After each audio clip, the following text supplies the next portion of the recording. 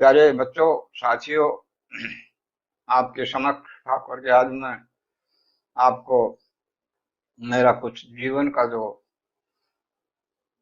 पढ़ने पढ़ाने का अध्ययन अध्यापन का जो अनुभव है, जो कुछ मैंने गुरुओं की कृपा से और अपने स्वयं के अध्ययन से, सेल्फ स्टडी से, स्वाध्याय से सीखा है, उसका लाभ आपको देना चाहता हूँ। आप इसको हृदयंगम करें, समझें, सीखें और जहां तक हो सके इनको याद रखते हुए अपने भावी जीवन में इसका लाभ उठाएं। ये मैं शुरुआत कर रहा हूँ हिंदी भाषा से, और हिंदी भाषा में भी विशेष करके उसके व्याकरण से संबंधित जो ज्ञान है वो जैसा भी मेरा है, जैसा मैंने अनुभव किया है, वैसा आपके सामने प्रस्तुत करूंगा। उसको आप ध्यान से सीखिए। भाषा प्रत्येक मनुष्य, बल्कि ये कहूं कि प्रत्येक प्राणी अपनी बात अपनी जबान से, चाहे वो मनुष्य है, चाहे वो पशु है, चाहे वो पक्षी है, हर कोई अपनी अपनी बोली बोलता है, भाषा बोलता है। इसमें विशेष करके मनुष्य की जो भाषा है उसको दो रूपों में माना गया है। अर्थात हम जो भाषा बोलते हैं वो उसके दो रूप हैं, एक मौखिक और एक लिखित। लिखित में कुछ उसकी पहचान के चिन्ह होते हैं, उन चिन्हों के द्वारा ही हम उसको लिखते हैं। और मौखिक में हम बिना चिन्हों के लिखे ही बोलते हैं। इसमें अनपढ़ व्यक्ति भी, जो पढ़े लिखे नहीं हैं, भाषा तो वो भी बोलते ही हैं। हम माँ की गोद में आए जब से लेकर के मातृभाषा, माँ से जो भाषा सीखी, बचपन में बोलते थे, माँ पापा भाई बहन आपस में बात करते थे। उस समय के हम पढ़े लिखे थोड़ी थे और भाषा बोलते थे। इसलिए भाषा के मूल रूप से दो प्रकार हुए, एक मौखिक भाषा और दूसरी लिखित भाषा। लिखित भाषा के लिए पढ़ना लिखना जरूरी है, और उसके जो चिन्ह होते हैं, कुछ निर्धारित चिन्ह जिनसे उसकी पहचान की जाती है, उन चिन्हों को अक्षर बोलते हैं। और अक्षरों से ही लिखने से, उस भाषा को लिखने के लिए जो अक्षरों की पहचान बनती है उसको लिपि कहते हैं। और इस तरह से अक्षरों से, लिपि से उस भाषा को हम लिखते हैं, बोलते हैं, पढ़ते हैं। अतः सर्वप्रथम सबसे पहली बात तो इसमें यह है कि ये भाषा क्या है। ये आपको बताया कि जो भी हम अपनी जबान से बोलते हैं उसी का नाम भाषा है। अब इसके कई रूप होते हैं, तो कई रूपों में इसमें मुख्य बात क्या है कि सबसे पहले इसका हमें ये देखना पड़ता है कि ये भाषा जो है इसका व्याकरण, अर्थात ये चिन्ह लगा हुआ है व्याकरण। व्याकरण क्या है? हम भाषा सब बोलते हैं, लेकिन शुद्ध रूप से भाषा को बोलने के लिए हमें उस भाषा का जो निर्धारित व्याकरण होता है, उसके जो नियम होते हैं, उनको सीखना पड़ता है। और उसके अनुसार ही याद रखते हुए हम उस भाषा को बोलेंगे, से लिखेंगे, तो ही उसका शुद्ध रूप दूसरे के सामने आएगा। अतः भाषा का व्याकरण या व्याकरण की परिभाषा क्या हो, और ये क्या है, क्यों सीखी जाए और कैसे सीखी जाए। सबसे पहला प्रश्न तो यह है कि उसको शुद्ध भाषा को शुद्ध लिखने के लिए, बोलने के लिए जो सिखलाई हम करते हैं, इसीलिए जरूरी है कि वो व्याकरण सीखना पड़ता है। यही व्याकरण है उसका, उसका नियमों का जो पुलंदा है वही उसका व्याकरण है। और क्यों क्यों आवश्यक है व्याकरण सीखना? ये इसलिए कि हम शुद्ध पढ़ें, शुद्ध लिखें और शुद्ध बोलें, इसीलिए ये सीखनी आवश्यक है। और कैसे सीखें? इसका अध्ययन करके, और हम उन बातों को याद रखते हुए, हमारी स्मृति में रखते हुए हम वैसे ही लिखें, वैसे ही बोलें या वैसे ही पढ़ें, तो शुद्ध शुद्ध भाषा हम बोल सकते हैं। अतः सर्वप्रथम तो प्रश्न ये खड़ा होगा आपको, आपकी परीक्षा की दृष्टिकोण से या जीवन में आपको कभी भी ये पूछा जा सकता है कि व्याकरण किसे कहते हैं, या व्याकरण क्या है, या किसी भी भाषा का व्याकरण से क्या लाभ होता है। इसलिए हम इसकी परिभाषा यूं बना सकते हैं कि जिस विद्या से हम शुद्ध शुद्ध पढ़ना, शुद्ध शुद्ध लिखना और शुद्ध शुद्ध बोलना सीखते हैं, उसे व्याकरण कहते हैं। अब बोलना तो हम बिना व्याकरण सीखे भी शुरू कर देते हैं, लेकिन शुद्ध लिखना और शुद्ध पढ़ना ही व्याकरण का मूल तत्व है, इसीलिए हमें व्याकरण सीखना पड़ता है। अब रहा व्याकरण में क्या सीखा जाता है, तो यहाँ सबसे मुख्य प्रश्न, पहला प्रश्न ये खड़ा होता है कि व्याकरण में हम क्या सीखते हैं। प्यारे बच्चों, व्याकरण में हम सीखते हैं उसके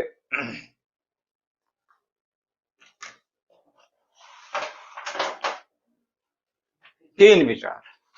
यानी व्याकरण सीखने के लिए महत्वपूर्ण यह है कि उसमें तीन बातों पर विचार किया जाता है। उसको, भाषा को लिखा जाता है, जिन प्रतीक चिन्हों में उसको लिखा जाता है उसको कहते हैं अक्षर या वर्ण। तो व्याकरण में सबसे पहली चीज तो सीखने की है अक्षर या वर्ण। उसके बाद दूसरे नंबर पर आता है अक्षरों से के समूह से, एक अक्षर से या उसके समूह से बना हुआ शब्द, तो शब्दों का ज्ञान लेना पड़ता है। इसलिए उसमें दूसरी चीज हुई शब्द विचार। और तीसरी चीज है शब्दों के समूह से जिसका पूरा पूरा अर्थ हमें समझ में आ जाए, उसे कहते हैं वाक्य। तो तीसरी बात व्याकरण में हमें विचार करना पड़ता है, वाक्य विचार। अतः व्याकरण में पढ़ने के लिए या व्याकरण में विचार करने के लिए तीन बिंदु याद रखिए। इसमें हमारी सर्व पढ़ाई के लिए सबसे जरूरी है कि इसमें वर्ण विचार, शब्द विचार और वाक्य विचार, इन पर व्याकरण में विचार किया जाता है।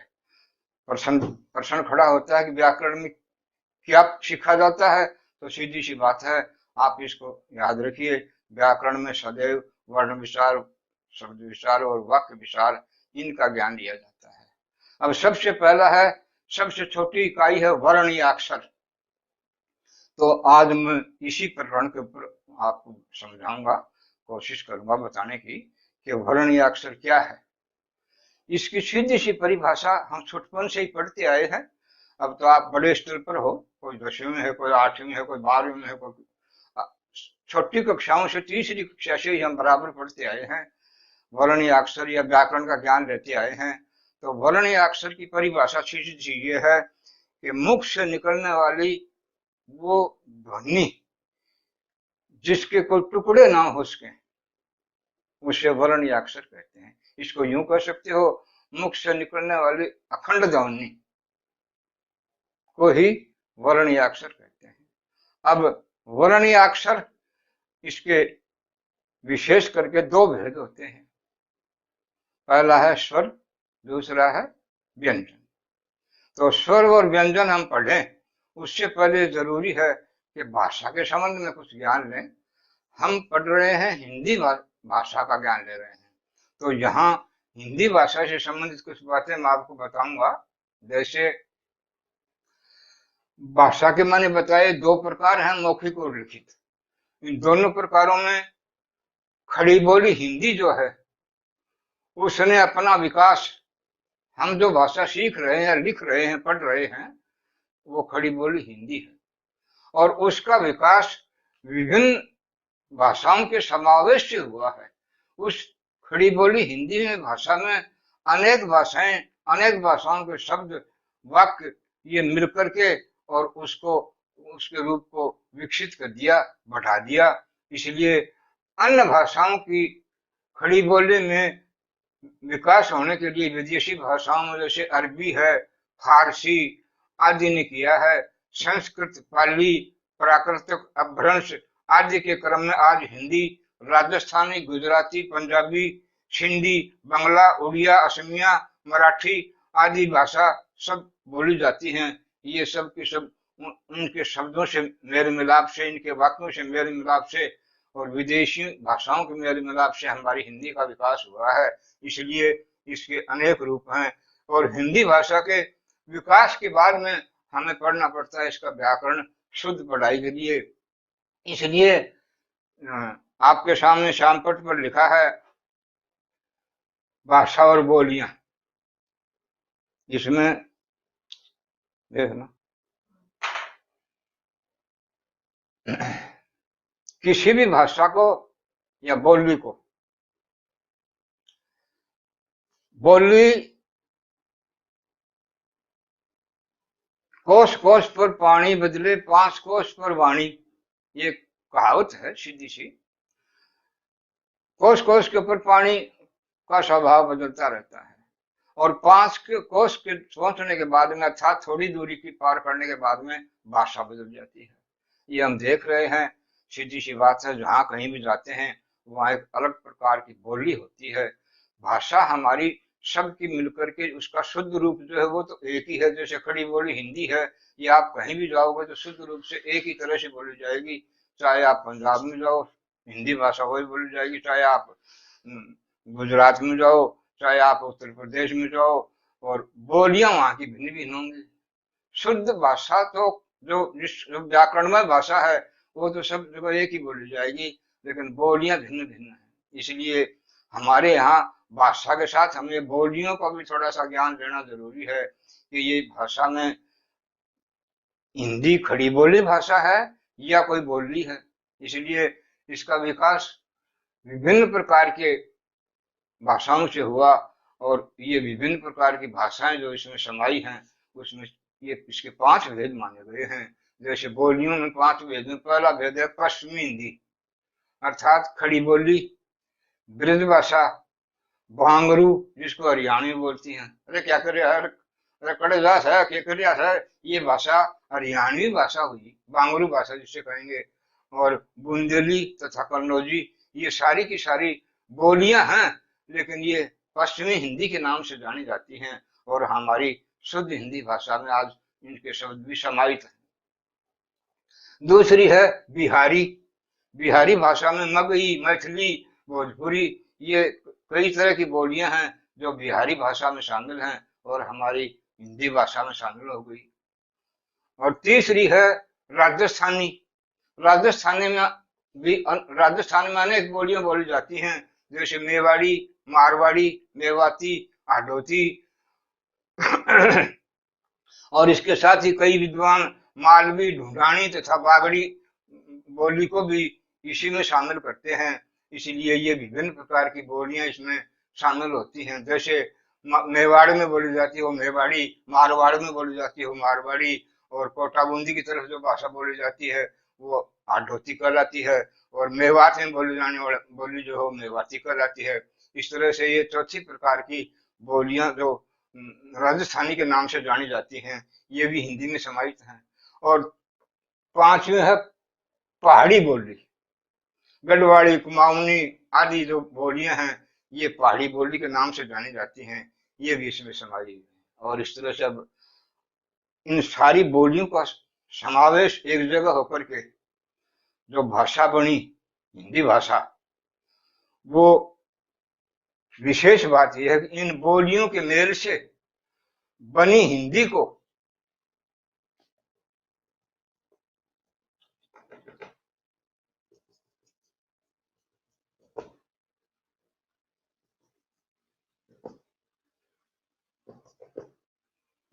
ये आप चाहें तो नोट कर सकते हैं और ये बातें आपको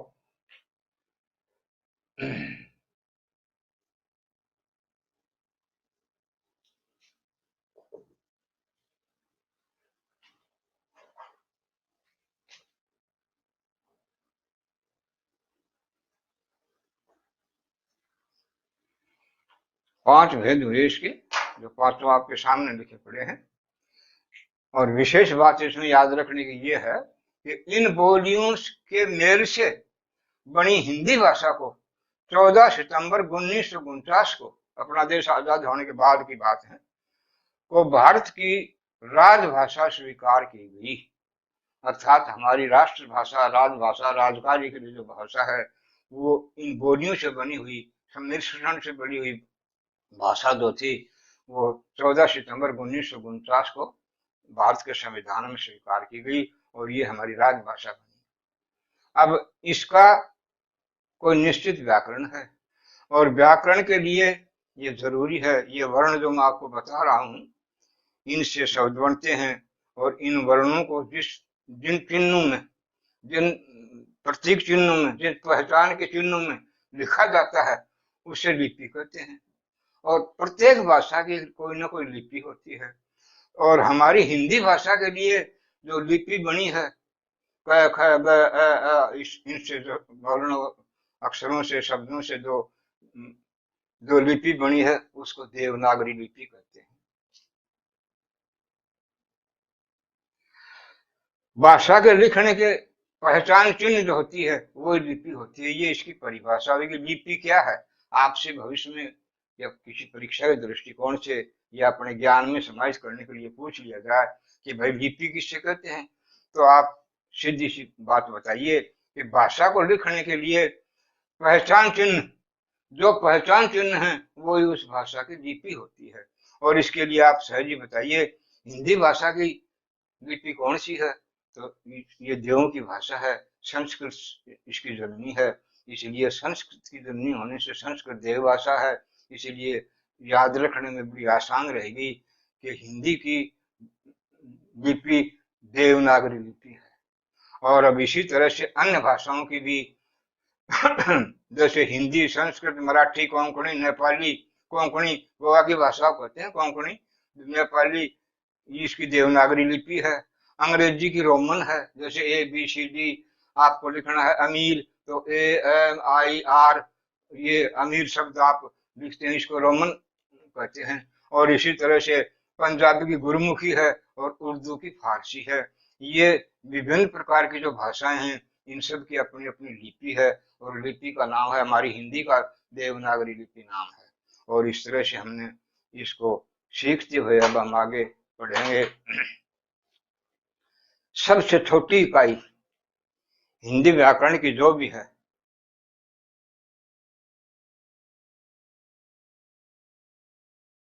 अब हम ये वर्ण जो है इसका भेद सीखेंगे।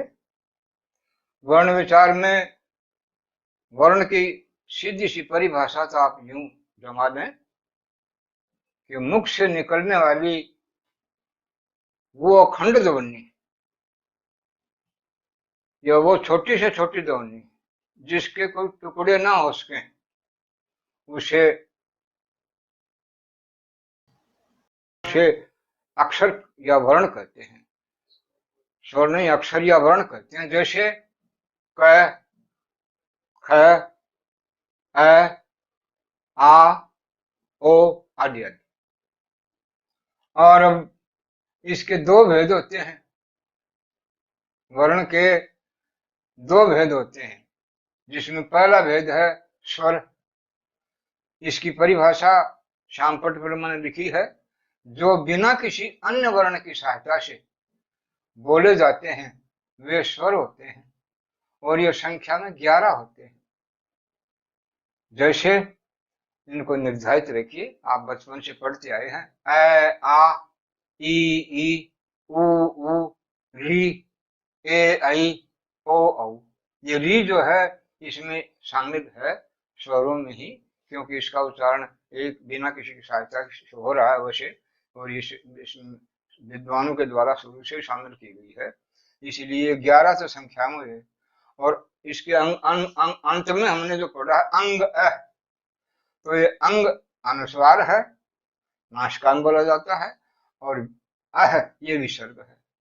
ये दोनों भी स्वरों में शामिल नहीं है बल्कि वर्णों में शामिल तो दोनों हैं ही है, इसलिए ये अलग से आपको बताने पड़े अनुस्वार और विसर्ग। अब इसमें ये 11 जो स्वर हैं इनमें भी हर्ष और दीर्घ के नाम से जाने जाते हैं कि स्वर के भी दो भेद हैं।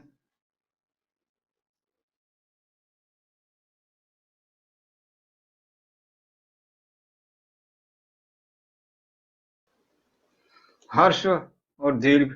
हर्ष में है जो आधा समय लेता है, ए, छोटी ई, उ, ए, ई, उ,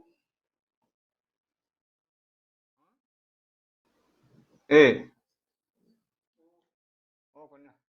ये आते हैं हर्ष में। यानी जिन स्वरों में बोलने में आधा समय लगता है वो हर्ष स्वर होते हैं, और जिन में बोलने में ज्यादा समय लगता है वो दीर्घ होते हैं। जैसे आ, बड़ी ई, उ, री, आई, ओ, औ आदि। ये दो भेद इसके हुए हर्ष और दीर्घ स्वरों के भेद में। अब हम इससे आगे चलते हैं। व्यंजन, दूसरा भेद है स्वर का व्यंजन। व्यंजन की परिभाषा है, ये बिना स्वर की सहायता के बोले नहीं जा सकते। अतः इसकी परिभाषा सीधी सी ये बनाइए, जो वर्ण स्वरों की सहायता से बोले जाते हैं वो व्यंजन कहलाते हैं।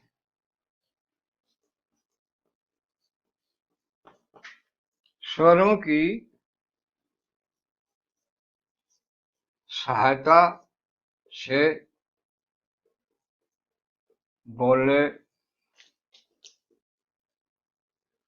जाने वाले वर्ण स्वर कहलाते हैं।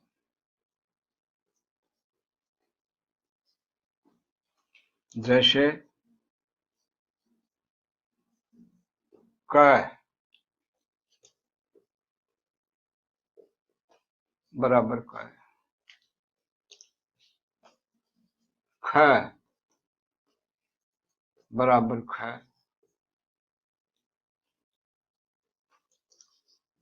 प बराबर प, गा बराबर ग प्लस आ, जा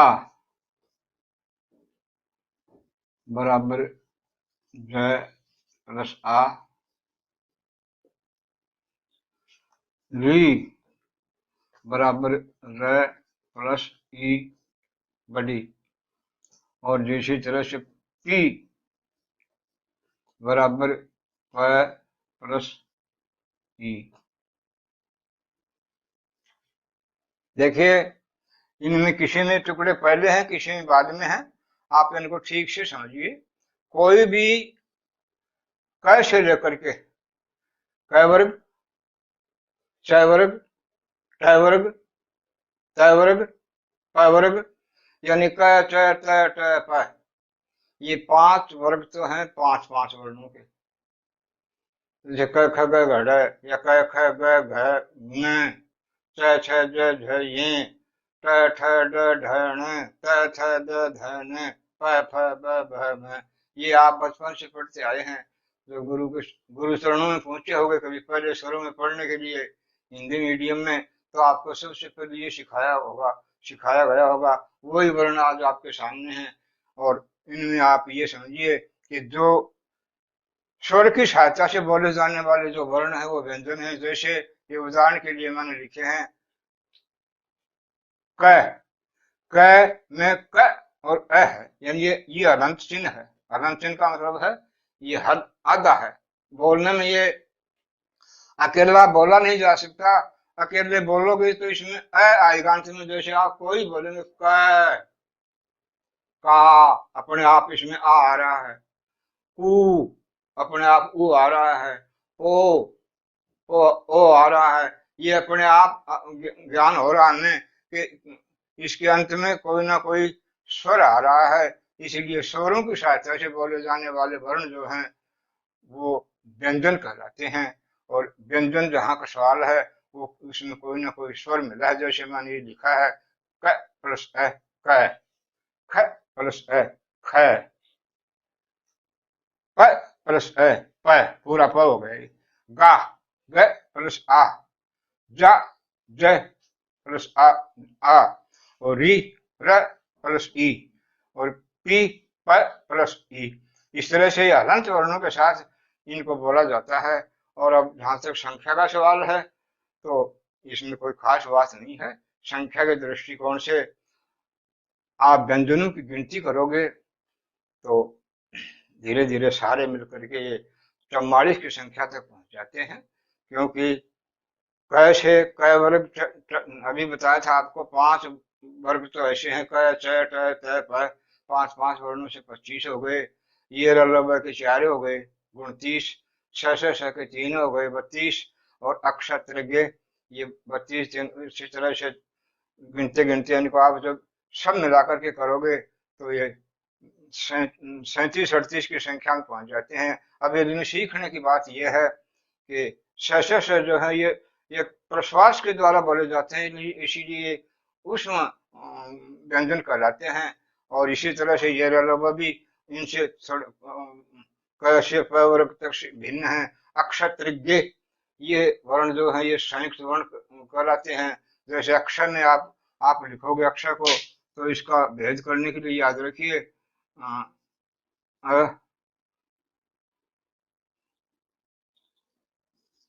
क अ आदि मिलकर के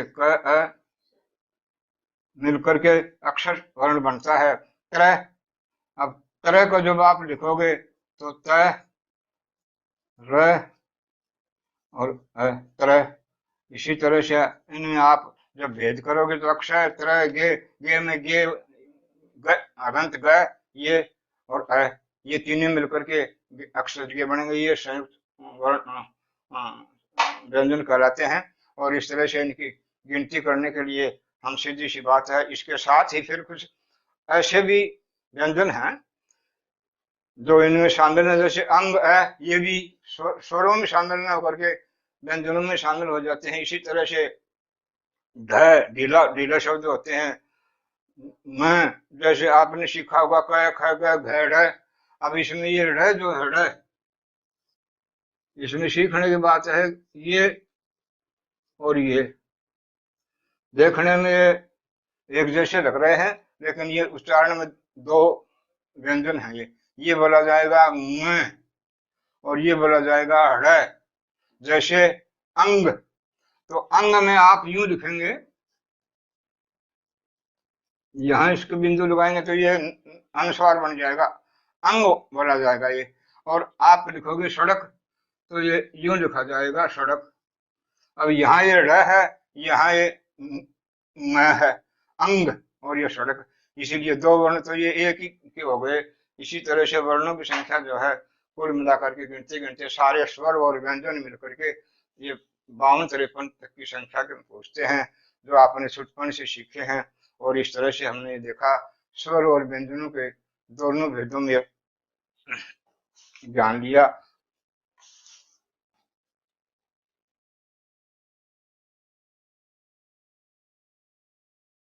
आज का जो आपको पाठ लेसन दिया है इसमें इसका सार कुछ सूक्ष्म रूप से मैं आपके सामने आपके परीक्षा के दृष्टिकोण से और जीवन में याद रखने के दृष्टिकोण से आपके सामने प्रस्तुत करूंगा। देखिए श्यामपट पर जो लिखा है सामने, उसमें भाषा के दो रूप आपको बताए हैं इस पाठ में, मौखिक, दूसरा लिखित। लिपिक नहीं, लिखित।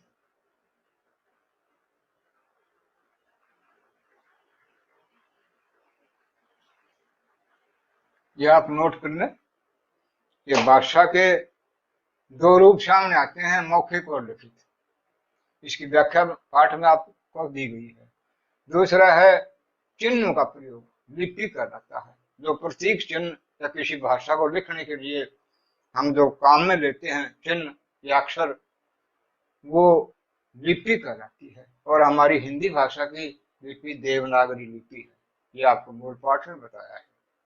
तीसरी बात है, स्थानीय रूप में या सीमित क्षेत्र में बोली जाने वाली बोली को उपभाषा भी कहते हैं। उसको बोली भी कहते हैं या उपभाषा भी कहते हैं। कभी आपको पूछ लिया जाए कि बताइए हिंदी भाषा की उपभाषा क्या है या उपभाषा किसे कहते हैं, तो आप सहज ही इसकी परिभाषा बनाइए कि किसी सीमित क्षेत्र में या स्थानीय रूप से बोली जाने वाली भाषा जो है वो बोली कहलाती है, और इसी बोली को उपभाषा कहते हैं। ये आप इसकी परिभाषा दीजिए, क्योंकि छोटे छोटे प्रश्न अवाक्य के रूप में आपको परीक्षा के दृष्टिकोण से पूछे जाते हैं, जो आपके जीवन में काम आने चाहिए, याद रहने चाहिए। इसके आगे मूल पाठ में आपको बताया गया कि 18 हिंदी की 18 से 22 बोलियों की को 5 भागों में विभाजित किया गया है। यानी हिंदी भाषा की बोलियां 18 से 22 तक की संख्या में है, और इनको 5 भागों में विभाजित किया गया है, जो आपको मूल पाठ में बताया गया है।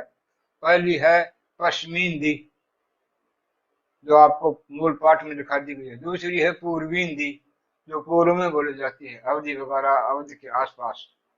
तीसरी है राजस्थानी भाषा, मेवाती, ये मारवाड़ी, ये राजस्थानी भाषा है। बिहारी, बिहार में बोली जाती है वो।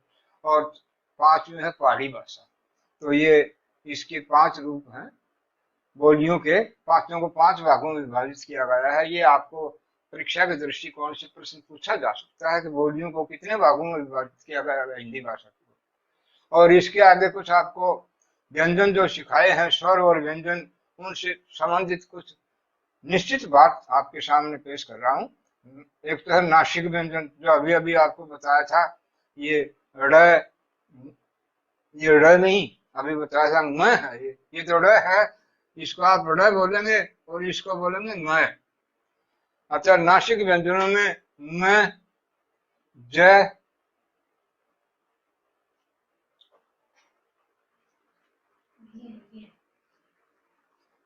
ये, म, ये, ण, न और म, ये 5 वर्ण ऐसे हैं जो नासिक हैं। स्वरों में भी अंग, अह, ये भी नासिक के रूप में माने जाते हैं, लेकिन व्यंजनों में ये 5 व्यंजन ऐसे हैं जो नासिक के रूप में जाने जाते हैं। आपसे कोई पूछे नासिक व्यंजन कितने होते हैं, लिखिए, तो ये याद रखिए। अंतस्थ व्यंजन, ये रल, ये 4 अंतस्थ व्यंजन है। ऊष्म व्यंजनों में आता है श, श, श है। ये श्वास पर श्वास की अर्थात छोड़े जाने वाले सांस के रूप में बोले जाते हैं। श, श, श है, इसलिए ऊष्म व्यंजनों में शामिल हैं। ये भी आपको पूछा जा सकता है कि अंतस्थ व्यंजन बताइए या ऊष्म व्यंजन बताइए, नासिक व्यंजन बताइए। और अब इसके आगे आपको विशेष बात बता रहा हूं, अक्षरिक खंड या वर्ण विच्छेद। जैसे आपको शब्द विच्छेद करना पड़ेगा, इसी तरह से वाक्य विच्छेद करना पड़ेगा। इसी तरह से वर्णों का भी विच्छेद आपसे पूछा जा सकता है, यह आपके ध्यान में रहनी चाहिए।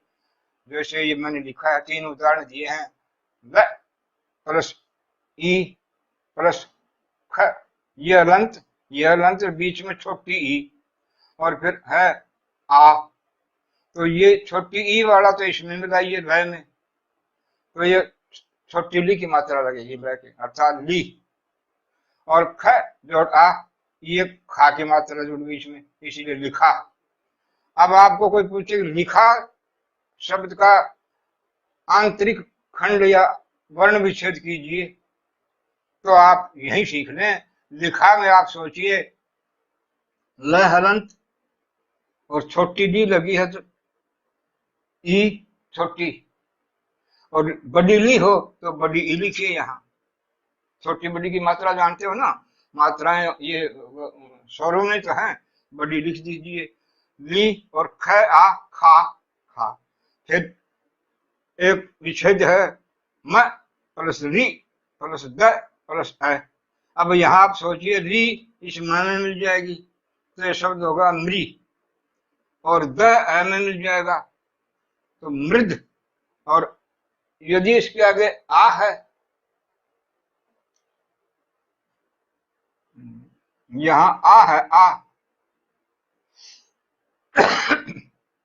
अकेला अ था जब तो ये मृद था, और आ की मात्रा लगे तो ये शब्द होगा मृदा। और इस तरह से इस मृदा शब्द का खंडन करवाए या विच्छेद करवाए तो ये चार वर्ण लिखे जाएंगे। फिर है रूप। रूप का आंतरिक खंडन करवाए या विच्छेद करवाए, अक्षरिक खंडन में होगा र प्लस बड़ा ऊ, क्योंकि ये रूप बड़ा है। छोटे रूप में तो आप देखिए और लगता है छोटे रूप में यूं मुड़े गए, इसलिए रूप में आप सबके बड़ा ऊ आएगा, र प्लस ऊ प्लस प प्लस है रूप। ये कुछ है अक्षरिक खंड या वर्ण विच्छेद। ये भी एक इम्पोर्टेंट चीज है जो आप सीखिए, इसको उतार लीजिए। फिर आते हैं उच्चारण पर। जैसे यहाँ है क और श है, इससे बना संयुक्त अक्षर अक्षय। वैसे मूल पाठ में लिखा था मैंने क प्लस र प्लस अ, ये हो गया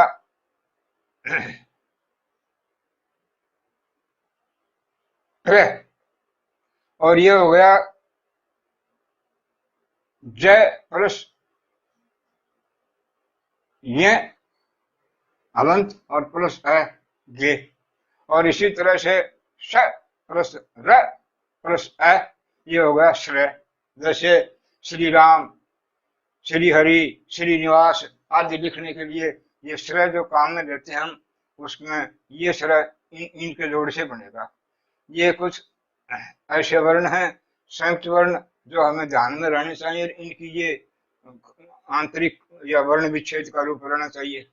और फिर आखिरी बात मैं आपको बताऊंगा वर्णों से संबंधित या अक्षरों से संबंधित, कि इनके कुछ उच्चारण विशेष होते हैं। और उच्चारण विशेष में हमारे मुंह में जब हम आवाज करते हैं तो उच्चारण के 5 स्थान होते हैं।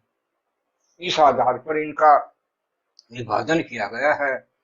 जैसे आप याद रखने के लिए सहज प्रक्रिया में इनको सीखिए, बोल के देखेंगे हम क ख ग घ म, और इनको बोला तो कंठ से बोला गया है।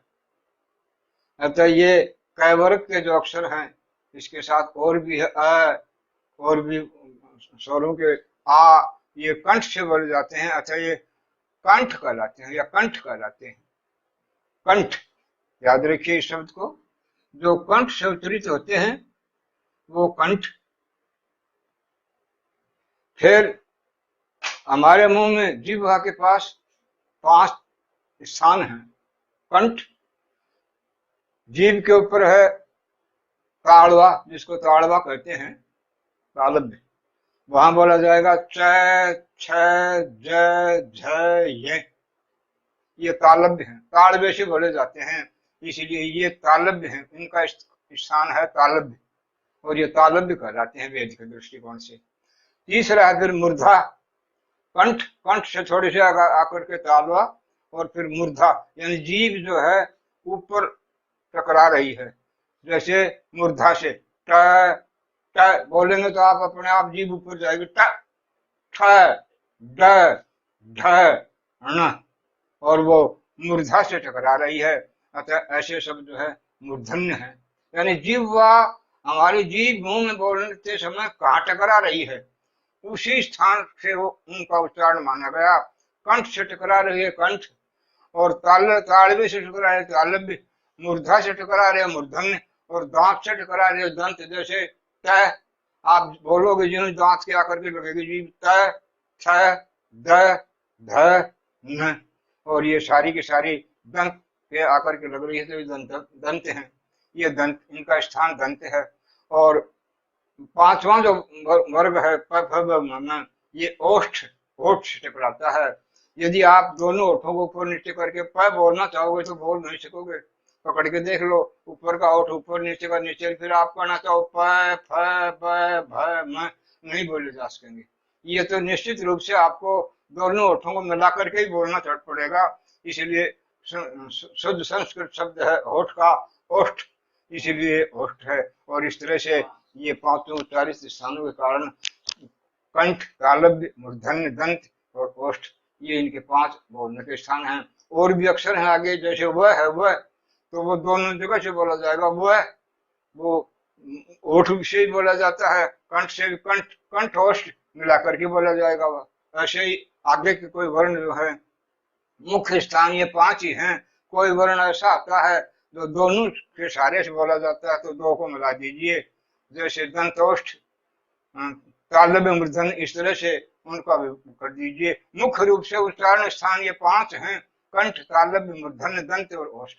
इनको याद रखिए। और ये इसके ऊपर मैंने जो लिखा है इसको आप उतार लीजिए, इसमें आपकी सारी बातें समाज आ गई। पाठ का, आज के पाठ का मूल सार है ये, जिसमें सारी बातें बताई गई हैं, वो इसमें सार रूप में आप इसको उतार लें। और भगवान करे आप अच्छी तरह से इसको याद करो, परीक्षा के दृष्टिकोण से आपके काम आएगा, अपने जीवन में काम आएगा। ये बात आप छुटपन से पढ़ते आए हो और पढ़ते रहो, आगे याद करते रहो। जय भारत।